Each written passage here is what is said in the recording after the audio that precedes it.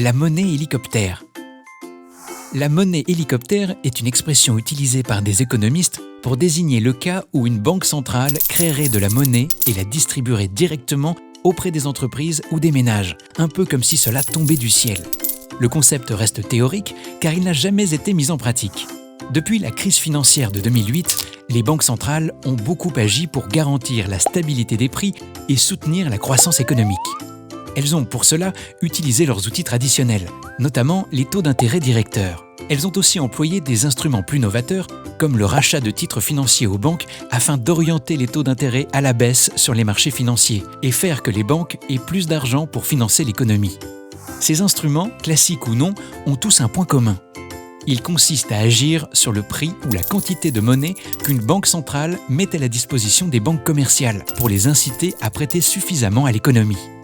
Le concept de monnaie hélicoptère, périodiquement évoqué, s'appuie sur l'idée que si les outils habituels des banques centrales venaient à toucher leurs limites, en clair, que prêter davantage et moins cher aux banques ne suffisait plus à dynamiser l'activité économique et limiter les risques de déflation, il faudrait aller plus loin et que les banques centrales distribuent directement de l'argent au grand public ou aux entreprises.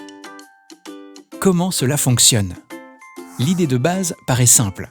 Mais en pratique, cela soulève beaucoup de questions. Lorsqu'une banque centrale prête de l'argent à une banque commerciale, elle le fait parce que celle-ci en a besoin pour financer des prêts aux entreprises et aux ménages. La banque centrale obtient en garantie un titre financier ou une créance.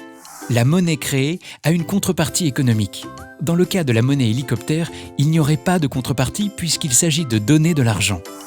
Comment justifier cette création de monnaie ? Par ailleurs, injecter du pouvoir d'achat aux ménages relève en principe des gouvernements et non des banques centrales indépendantes. D'autres questions plus pratiques se posent. La monnaie hélicoptère serait-elle adressée à tous les ménages indistinctement, quels que soient leurs revenus et leurs besoins ? Comment identifier tous les destinataires et leur faire parvenir l'argent ? Enfin, serait-ce efficace ? Par exemple, si beaucoup de gens épargnaient cet argent tombé du ciel, y aurait-il un effet économique réel et durable ou cela ne ferait-il que créer de l'inflation ? En conclusion, l'idée d'une monnaie hélicoptère n'est pas totalement à écarter.